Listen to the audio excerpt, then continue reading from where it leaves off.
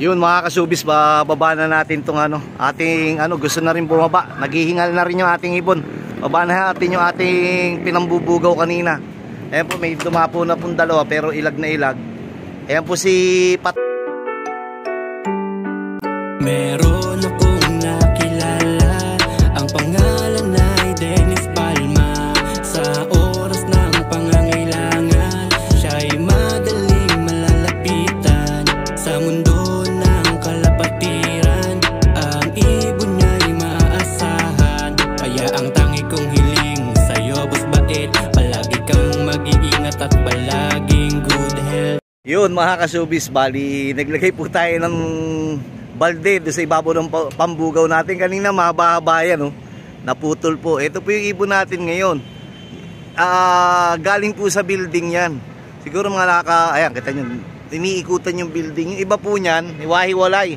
Meron pa po yan doon sa building at meron pa po itong, nagulat po kasi kanina, meron nagpaputok.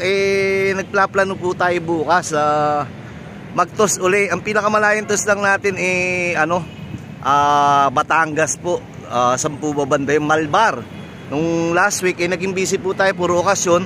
Then si Mang Lloyd po umalis. Ito po yung iba natin, ayun po yung dalawang mag-asawa, nagplo-floating. Ang mangyayari po sa atin, subukan natin magsaryaya po bukas. Sana maganda yung panahon. December 27 ngayon, 28 po yata bukas, December. Sana maganda po yung panahon dahil nakikita ko po nung nakaraan nag-load po ako first time sa truck. Alam naman po kagad natin magkakasakit, potensyal na magkasakit po yung ibon natin pagka naglo-load po tayo sa truck. Na nga po, nakakita po ako na may one eye cold kanina dyan. Ginamot na po natin pero mabilis naman sa tulong ng Doxy Plus, baka naman, at saka yung pampatak po natin sa mata. Ayan po, ito po yung ibon natin, kukunti.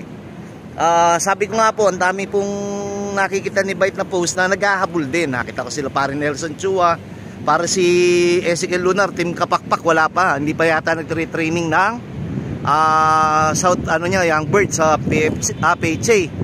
Kami sa MMFC, medyo malayo na po. Nakita ko parang pagbilaw na nakaraan o gumaka. Hindi na po natin kakayanin ng basta-basta pagka hindi po tayo magsisipag. Hahabol pa lang po tayo. Lamang na po yung yung mga nakauna ng training. Kasi nga po, kahit binababa o kahit di natutuloy o kahit na binabagyo o masama yung panahon po, yung kanilang ibon po natuto na. Kung basta medyo matibay-tibay na, nakakaisang buwan na mahigit sila, tayo wala pa po. Nagsubok po tayo nakaraan sa BBC, saryaan, tawag yung pililya lang, binaba pa, alas 12 pa binitawan, gawa nga po ng laging masama ang panahon. Ewan ko kung ano mangyayari sa South Team natin. Ang unang-unang kalaban po natin dito, sige magtas po tayo, bumalik. Ang una po natin makakalaban dito, yung pagkarga sa truck. Yung pinakamahirap kasi meron po siyang sistema na pwede sila magbugbugan sa truck. Kasi nga hindi pa sila sanay sa truck. At pwede rin din po sila magkasakit. Nawala na po yung mga ibon natin dito nawala na po yung mga ibon natin dyan. Baka lumipad na rin po. Sumatotal, pero iilan lang po ito.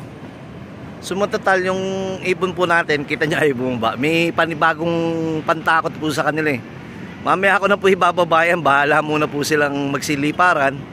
Pag pumunta sa building, pagputok naman ng mga paputok, lumilipad din. Lang po yung simpleng pamamaraan ni Bait.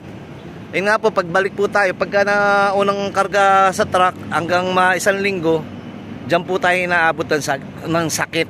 Ang pinakamasakit sa karera, ganito po yan. 1 taon po nating hinanda, preparasyon, inalagaan mabuti, binigyan natin ng atensyon. Tapos, pag nadali po tayo ng sakit, gawa nga po dyan sa truck, hindi naman po naiiwasan yan.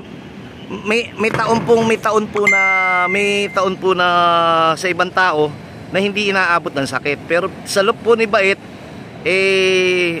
lamang sa alamang, lagi po tayong inaabot. Kaya nga po, sabi ko nga po, pag yung ibon po natin late na ng ganitong ilo-load, kita nyo meron isang bawas sa pakpak late na po natin ngayon ilo-load, tapos ang mangyayari pa po abutin ng sakit. Sana naman wag, baka lipas naman tayo, maiba-iba naman yung kwento.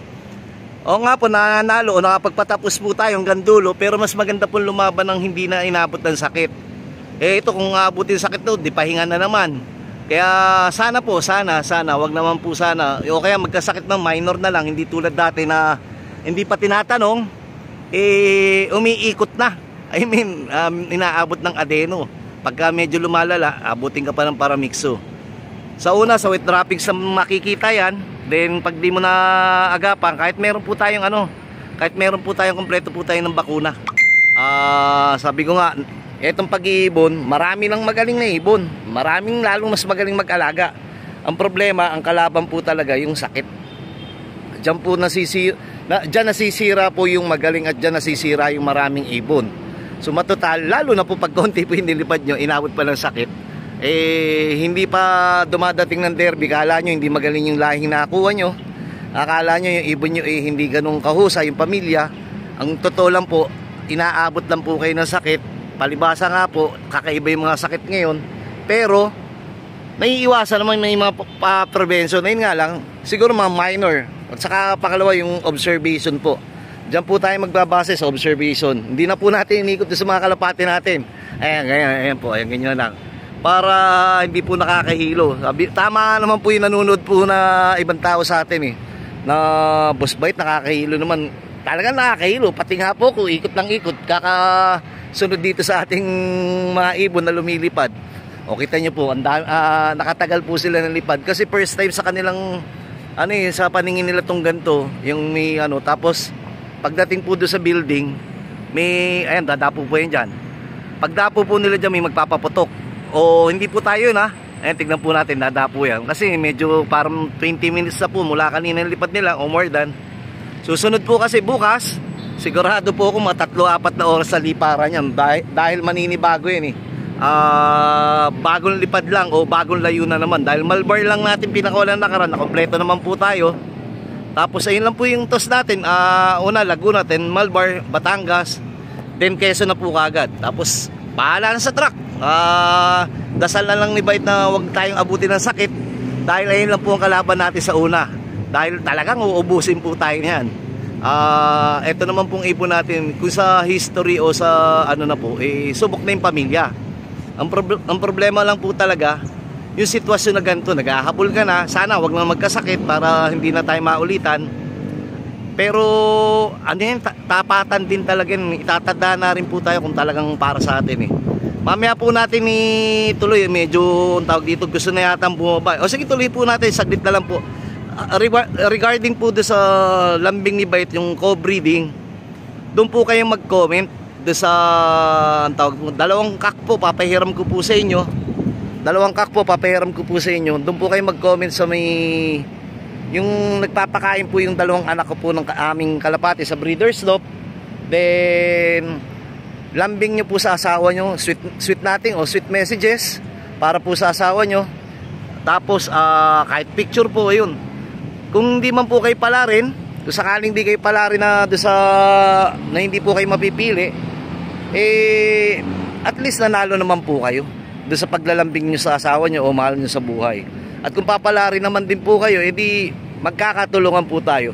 Pahihiramin ko po bawat isang tao, dalawa po paperamin natin, mamimili po tayo doon sa messages nyo o yung doon sa comment nyo, na wag na po kayo mag-PM na yung papahiramin ko po kayo ng kak, then ipares nyo po doon sa mahusay nyong pamilya rin. Then yung isa, magtigisa po tayo, wag po natin saluhin o wag nyo po saluhin. Magtigisa po tayo ng anak, kung isa lang po talaga unang anak, inyo na po. Tapos sa pangalawang clutch, magtigisa po tayo dahil gusto ko po mangyari yung isa po ipamigay natin. Ilambing din po natin sa tao, ilambing din po natin sa ating kapwa. Nakaka 9 minutes na tayo sa video natin, pero yung ibon natin lumilipad pa. Magandang sinyalis yan. Ayan, para po sa akin magandang sinyalis na po yan, dahil bukas hindi naman natin todong babatakin ngayon, dahil bukas sigurado ko oops, tatlo dumapo po doon sa building. Itignan natin kung babalik pa uli yan dyan. Hindi na natin todong pagkakapahirapan po sila, gawa ng ihahanda po natin sila preparasyon. Mapapansin nyo yung pinto ko, binubuksan ko lang kanina pa pong umaga yan, na nakabukas lang po yung ibon natin. Pagpasok po ng mga iba, kaya alam po natin, gawa nga po na ang tatamad po nila lumipad ngayon, parang open door po tayo o open lock po tayo. Tapos bukas ang umaga dadalhin po natin ng ano yan, ng Quezon. Hanggang dito na muna po. Sige po, ingat po kayo lagi. Merry Christmas and Happy New Year. Malapit na po. Welcome 2025. Sige po. Yun mga kasubis, bababa na natin tong ating gusto na rin bumaba. Naghihingal na rin yung ating ibon. Baba na natin yung ating pinambubugaw kanina. Ayan po, may dumapo na pong dalawa pero ilag na ilag. Ayan po si Patata, si Putito. Tingnan po natin yung iba. Ayan po yung iba. Ayan, halos 40 minutes na po tayo nagpalipad. Tumawag po tayo kay Mang Lloyd. Nagyabang-yabangan po tayo. Nasa probinsya pa po si Lloyd eh. Tinanggal ko po yung bago nating proseso ng pambugaw. Ngayon siguro bababa na to. Ngayon lang po ako nakakita uli ng yung ibon natin maganda na po yung nililipad. O gawa ng, kasi pag dumadapo po sila sa tawag dyan, sa building, bigla may magpapaputok, lilipad din po sila, nagugulat na rin. Tignan po natin kung hihingalin. Ito pong dalawa hindi pero actually yung isa maagang bumaba yan. Ito si Putito lang ang hindi. Tapos ito ang masakit sa lahat, ito yung maganda, pangit sa lahat. Yan po yung dalawa. Nagpaparis po, kaya yung ibon po natin nagiging tamad na kasi nga po nagsisiitlogan na, nagpaparis po. Then pag nakatalikod ka, kanina wala pa po yung pambugaw natin bukas dadayain na lang natin ng tusto. Pumasok na si Putito. Bukas po yan, naka-open loop po ako kanina. Gawa nga ng gusto po natin dahan-dahan magpalakas ang ibon natin. Siguro mga isa o dalawang toss pa tayo ng Quezon. Sana wag pa rin mabawasan. Nabawasan pala actually tayo, si Bunso, yung pinakabata. Pero sana susunod makatawid po tayo ng Quezon ng agaran. Gawa nga po ng yung magandang resulta. Gawa nga po ng kakarga na po tayo sa truck. Maninibago po to kahit na medyo na itotos na po natin na malayo o ng Batangas o Quezon, maninibago po to sa truck. Diyan po dadating si Sakit, diyan po dadating yung mga bugbugan factor, si One Eye Cold. Pero part of the game yan pahuli-huli po tayo. Talaga namang naging busy po tayo. Ayan po, bababa na yan. Ang smooth yung baba nila kasi nga po wala na yung ating pambugaw. Tignan po natin iba. May pinakawalan po ako dito, may bumalik po sa akin at meron pa po sa loob. Pakikuha na lang. Yung Mark Dupagan ba yun? Pakikuha na lang ng ibon. Nakailang beses na nung bumalik po sa atin yung ibon. Ilang beses ko na rin sa kanyang binigay yun. Balik ng balik. Hingal po yung ating ibon. Pero okay lang yan. Halos 40 minutes to 50 minutes po tayo nagpalipad Papasok po yan kahit bukas tong ating pinto. Hindi na siguro lalabas yan. Dahil kailangan na rin ng mga tubig niyan. Saka ng ng kakain na. Magdidilim na po. Makikita nyo pababa na si Haring Araw o nakababa.